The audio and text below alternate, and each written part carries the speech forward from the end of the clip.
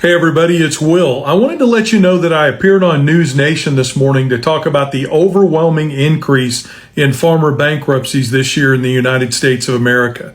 Already this year, since President Trump took office, we've had more farmer bankruptcies under Section 12 than we had in the entire year in 2024. This is being caused by a lot of the policies that President Trump passed, and there's no light at the end of the tunnel when it comes to these bankruptcies. Now, a lot of you may not know that Chapter 12 bankruptcy was actually originally created for farmers and fishermen in order for them to reorganize debt when they ran into difficult financial times. That's happening a lot lately due to very specific policies on the part of the president. First, you have the tariffs. The tariffs have been on again and off again for quite some time. I just read this morning and it blew my mind that there have been over 132 different iterations of the Trump tariff policy that's been put out there to the American public and the rest of the world since his inception when he first came into office. Think about that. 130 plus versions of the tariff plan for this country. You ask yourself the question, how can any other country or how can any commodity organization in the United States of America plan around that lack of planning? It's very, very difficult to do. It's caused other countries to throw tariffs onto the United States of America, which have cost us overseas markets, not only in row crops, but also in beef. And the problem is getting worse and worse. The second issue that we face in row cropping is that the break-even price right now for a commodity like corn is around $4 a bushel. And that price of corn has been dipping down below and a little bit above that per bushel price needed to break even for quite some time now. As a matter of fact, just a few weeks ago, the price of corn was somewhere around $3.80 a bushel, which was below break even. Right now, it's anywhere from $4.05 to $4.25, depending on how far you look out to December. But the bottom line is this. There aren't going to be massive profits on row crops this year due to the president's tariff policies, leading to a reduction in the amount of markets out there for commodities like corn, soybeans, etc. And this again is adding pressures to farmers, especially row crop farmers that depend on credit in order to do their farming every year. The other issue driving up cost is the increased energy cost in this country. Now, if you haven't done so, I'm going to encourage you to go over to the page of my good friend, Mr. Global, and look at some of his latest work on energy costs and energy prices. He's made a prediction which looks like it's going to become true that's really frightening. And that is in the very near future, energy prices, your utility bill that you pay at your home or on your farm could be greater than the cost of your mortgage. And that's really, really a frightening scenario for farmers across the country. As these costs increase and as markets disappear and our ability to sell our commodities around the world decrease, it's setting up a perfect storm for bankruptcies in this country. The final thing I want to tell you is that it's no different when a farmer files for Chapter 12 reorganization than it is if a small business does it or an individual does it. The bottom line is a farmer comes out of that bankruptcy with destroyed or credit that's been diminished quite a bit. And in the farming industry, just like with many small businesses and larger businesses, where you need credit to operate, to buy the inputs that you need to produce the commodities that you're later going to sell, the difference between good credit and bad credit can mean several points in interest rates and the increased amount of money that you've got to put down at the beginning or the amount you have to collateralize in order to get a loan. This could mean you have to put more and more acreage up or more and more equipment up just to get the operating capital that you need to put crops in the ground or to put cattle in the field. So this is a really dark cloud that's building over agriculture right now as a direct result of of President Trump's agricultural policies. The other thing I want to tell you, and we can't forget this because I know that a lot of you who follow me and who are going to see this video are mental health advocates as well. Anytime we see a significant increase in farmer bankruptcies like we're seeing right now, we also see a significant increase in farmer unalivings. As the grandson of someone who went down that path, I can tell you that it impacts families for years and years to come. Anyway, that's the breakdown. That's what I shared on News Nation today. I hope you'll go check out the clip. And if you want to change policy in America, get better rural policy, better policy for agriculture, education, and healthcare, Join us here on the Back 40 to fight the good fight. Go to our website, the Back 40 Official, all spelled out.com. Join to get our newsletter and join to get updated information. We're going to events all over the country. We've been to Missouri. We've been to Texas. We've been to Illinois. We've been to Kansas. We've been to Oklahoma. We've been to Arkansas, and we've been to Iowa. And we've got requests from all over the country. We're going to be up near St. Louis just later this week on Saturday. We're going to be in Perry, Oklahoma, and speaking to students at Oklahoma State University in August. It's really a great place to be if you want to impact change in rural America. And I'm asking you today to take that leap of faith and step out there and join. Have a great day, everybody. So I just saw a video of a farmer in Florida who states that Donald Trump is the best president in his lifetime and that he supports Ron DeSantis 100%. But he's begging these migrant workers, these undocumented workers, to not leave because he's going bankrupt. All these farmers are going bankrupt. All these contractors are going bankrupt because everybody's left.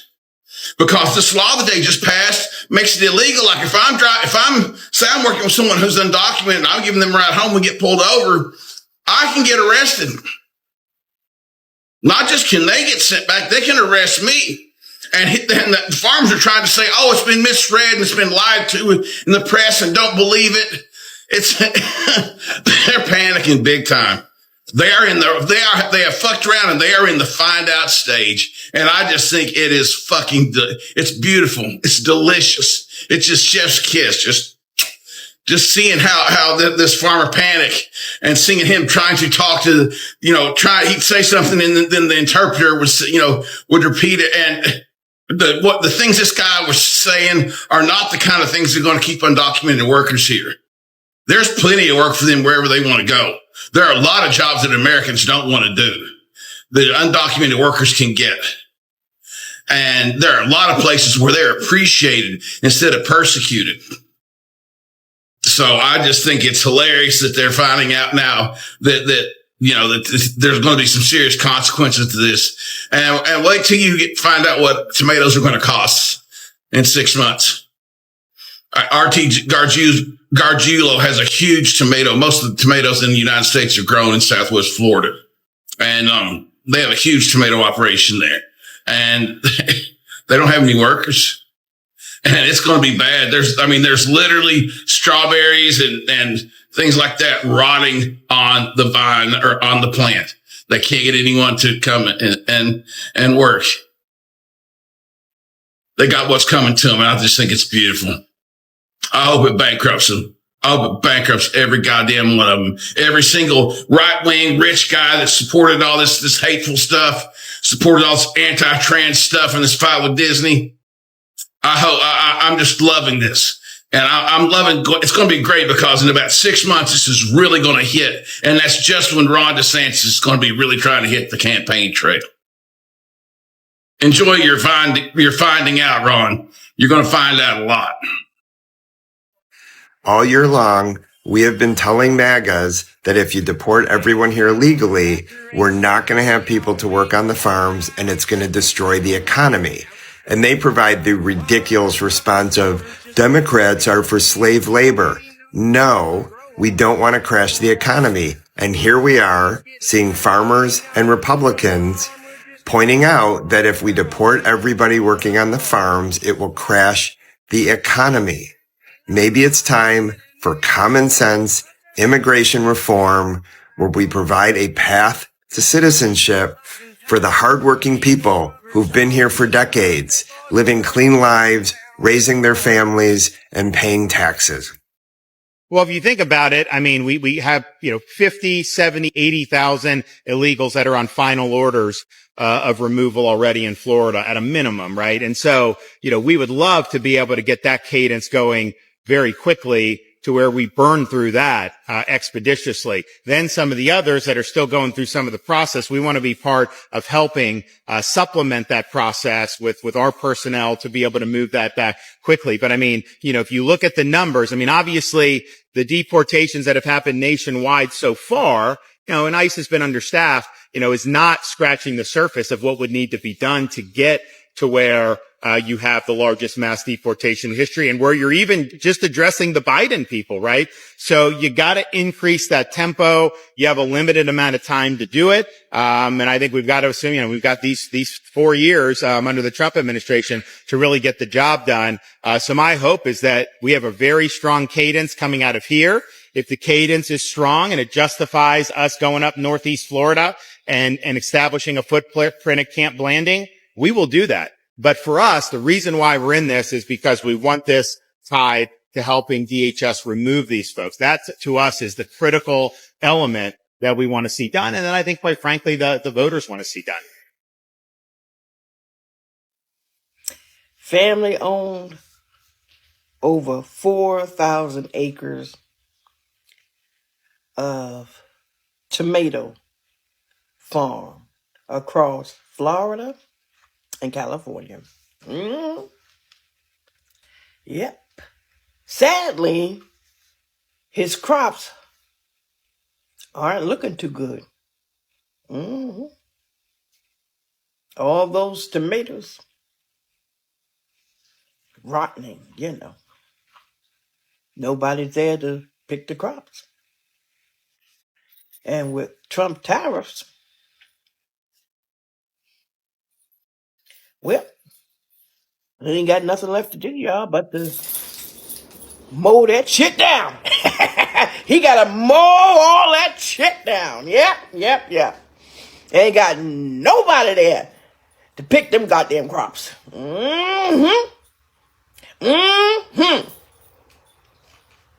Do I feel bad? No. Because that's what he voted for. He voted for Trump. A Trumper. All that shit wasted. All those goddamn tomatoes gone to garbage. They wasted. All because of that vote for Trump.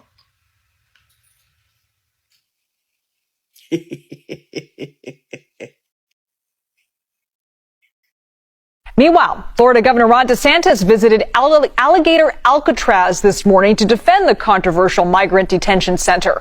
The governor also announced deportation flights out of that facility are underway. CBS News Miami's Morgan Reiner has our coverage.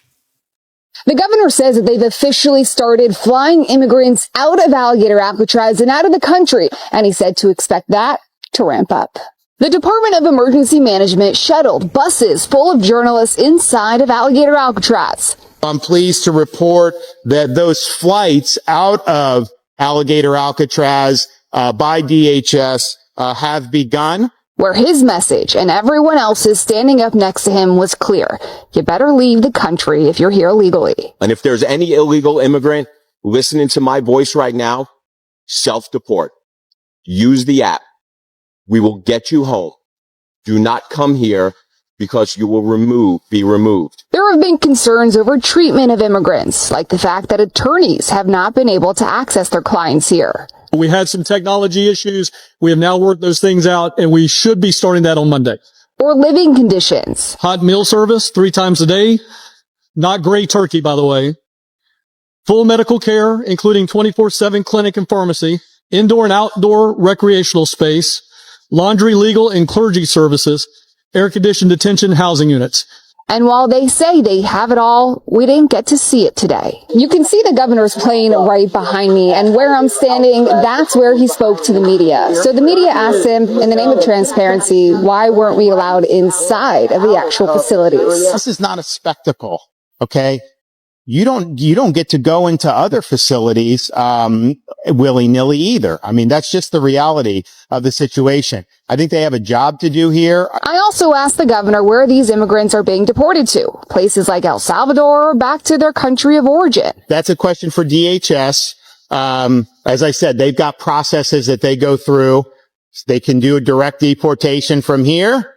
They can do to one of the hubs, and then the hub can take them And I know that they have used El Salvador. I don't know that anyone from here has gone there yet. We asked the governor about so many other topics, like their plan if there's a hurricane. I even asked if the immigrants have bug spray. We will have more coverage for you starting at 5 p.m. For now, in Alligator Alcatraz, Morgan Reiner, CBS News, Miami. This is the prettiest corn you're ever going to see.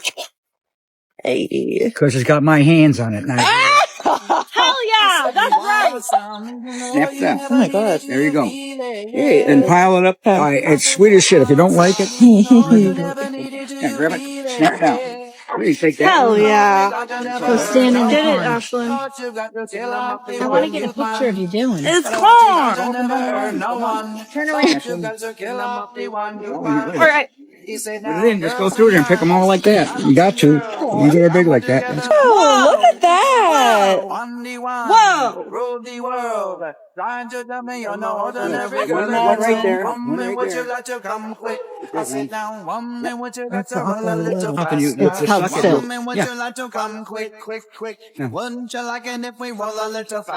It tastes really green. Oh, you'll taste the sugar in it. We even got some goats on this farm. I did just. It's sweet, isn't it? It is. I did just brush my teeth, however. Yeah. So that's it might be throwing it off. But it's good. It is good. Let me get you another piece, just for good measure. I'm really getting it now. Morgan, you should try it. It's good. Well, that it might take.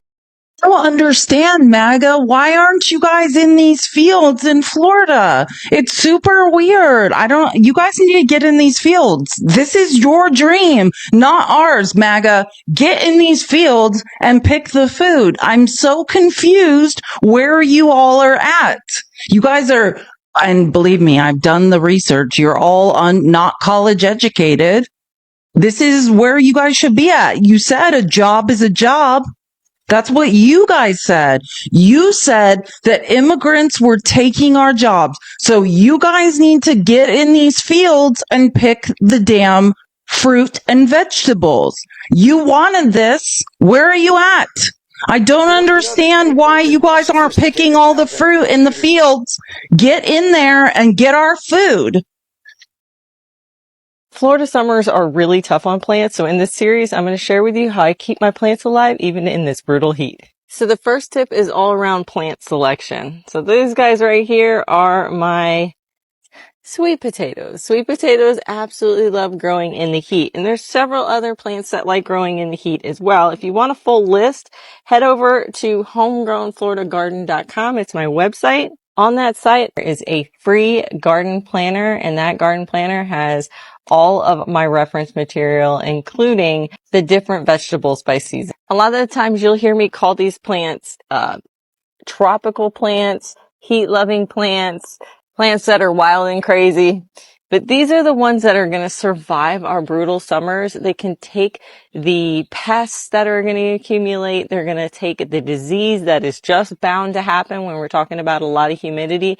And they're going to taste the full sun with no problems. You're actually going to be pretty shocked.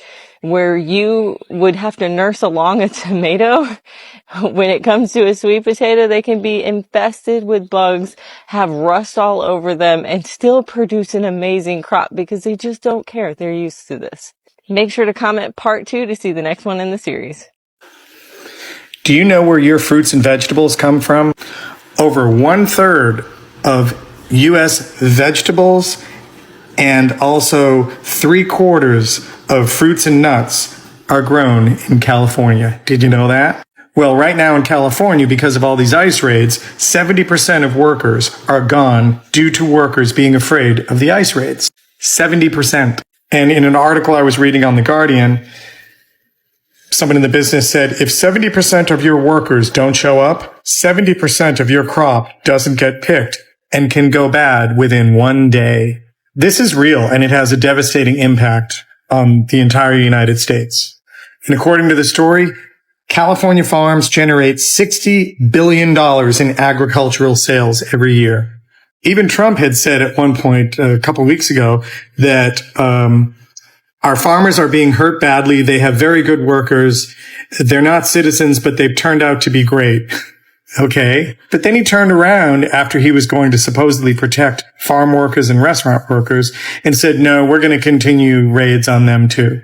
And right now, there's been no policy to change anything. And, it's a ripple effect. So this is going to take maybe a couple more weeks, maybe a month, and we are really going to start to notice the prices are going to skyrocket for fruits and vegetables and nuts. And forget the GOP and the MAGA people who are going to say, oh, we'll get our stuff from other countries. No, you won't.